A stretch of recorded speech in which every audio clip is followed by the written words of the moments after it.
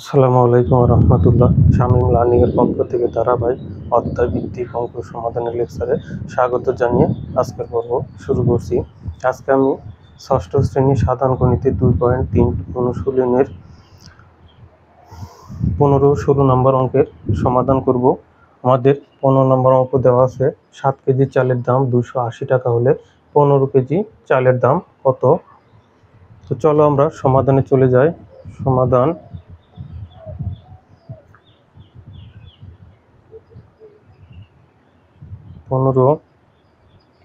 আমাদের এখানে চেয়েছে 15 কেজি চালের দাম কত। তাহলে আমরা লিখতে পারি 7 কেজি চালের দাম, আমাদের 7 কেজি চালের দাম দেওয়া আছে 280 টাকা। সুতরাং 1 কেজি চালের দাম অবশ্যই কম হবে 280 বাই এত টাকা। সুতরাং তারপর কয় কেজি চালের দাম বের করতে বলেছে? 15 কেজি চালের দাম, তাহলে নিঃসন্দেহে বেশি হবে 280 গুণন 15, 7 দিয়ে আমরা 280 কাটবো, 7 একে 7, 4 7 28, 40 সমান 40 গুণন 15, 4 15 60, 600 টাকা। তাহলে আমরা উত্তর লিখব 15 কেজি চালের দাম 600 টাকা। এটাই আমাদের উত্তর।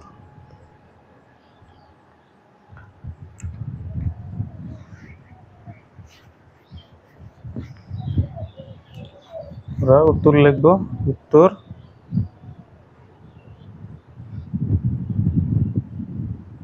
15 কেজি চালের দাম 600 টাকা। আশা করি এই শিক্ষার্থীরা সমাধানটা বুঝতে পেরেছ। এখন আমরা 16 নম্বর অঙ্কের সমাধান করব।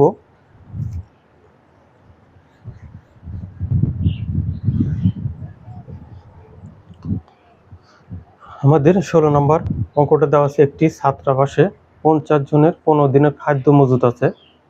মানে 50 জনের 15 দিন চলবে সেরকম খাদ্য মজুত আছে। ওই পরিমাণ খাদ্য 25 জনের কতদিন চলবে? ওই খাদ্যটা 25 জনের কতদিন চলবে সেটা আমাদেরকে বের করতে হবে। সমাধান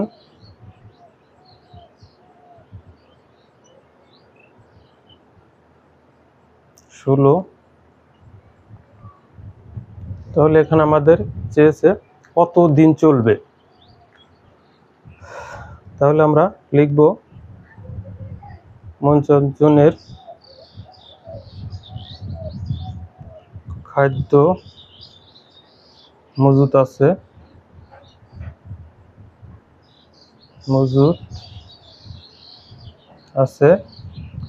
15 দিনের।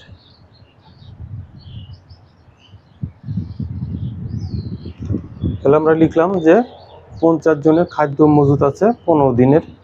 সুতরাং একজনের খাদ্য মজুত আছে, একজন খেলে অবশ্যই বেশি দিন চলবে, 15 গুণন 50 এত দিনের।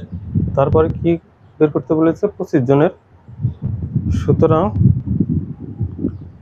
25 জনের খাদ্য মজুত আছে, যেহেতু ওই খাদ্যটা 25 জন খাবে তাহলে অবশ্যই কম দিন চলবে।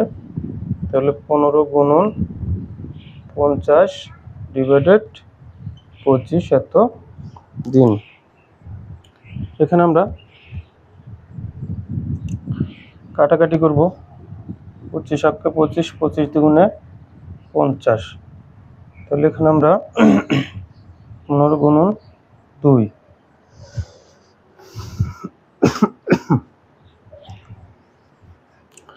শিক্ষার্থীরা এখানে আমরা যতটুকু সমাধান করেছি অবশ্যই তোমরা বুঝতে পেরেছো। আর যদি এই সমাধানে কোথাও কোনো ভুল ত্রুটি থাকে তাহলে অবশ্যই কমেন্টসে জানাবে। এখন আমাদের এখানে থাকে 15 15 দুগুণে 30, এত কি ছিল, এত দিনের।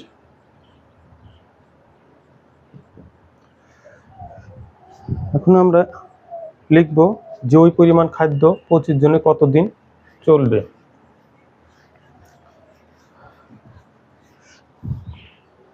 তাহলে আমরা উত্তর লিখব। উত্তর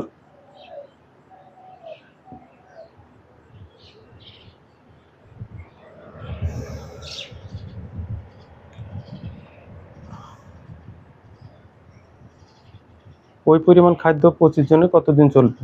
তাহলে আমরা লিখতে পারি 25 জনের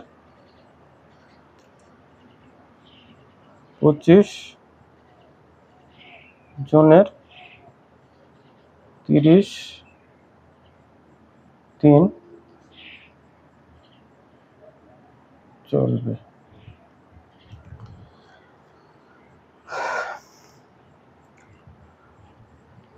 প্রিয় শিক্ষার্থীরা, আমি মনে করি তোমরা সমাধানটা সহজেই বুঝতে পেরেছো। এই ধরনের অঙ্ক যদি পরীক্ষায় থাকে অবশ্যই তোমরা সমাধান করতে পারবে। তোমাদেরকে বাসায় একটু চর্চা করতে হবে। চর্চা করলে তোমাদের কি অঙ্কগুলো আরও ভালো আয়ত্ত হবে। এ ধরনের অঙ্ক যে খুব কঠিন তা না, তোমরা সহজেই এগুলা বুঝতে পারবে।